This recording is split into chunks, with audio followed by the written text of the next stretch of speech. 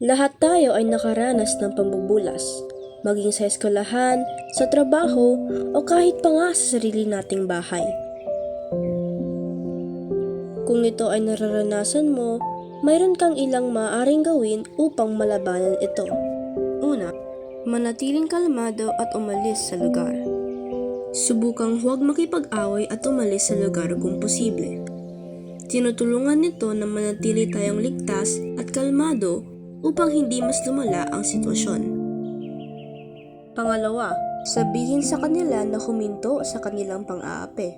Kapag kaya sa sitwasyon, maaari mong sabihin sa kanila na huminto at pigilan sila sa pambubulas sa iyo.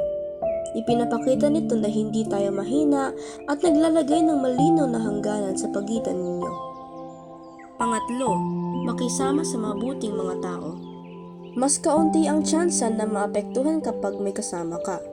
Kapag may kasama ka sa hirap ng sitwasyon, kagaan ang iyong loob at hindi kagaan ang malulungkot.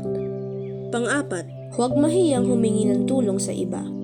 Humingi ng tulong sa nakatatanda o taong may otoridad. Maaaring guro, kaibigan, magulang mo, o kung sino man na maaaring pagkakatiwalaan.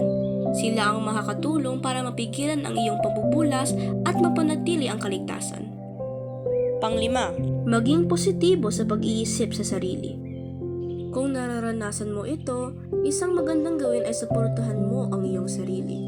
Ugaliin mong maging positibo at mahalin mo ang sarili mo.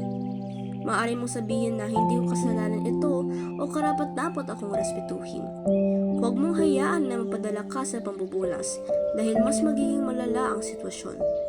Palakasin mo ang iyong loob upang hindi ka gaanong maapektuhan.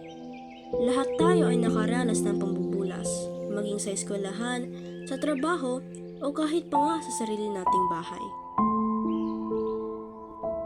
Pero kung may kasama ka sa sitwasyon na ito, kaya mo itong lampasan ng malakas, tapang at kabutihan.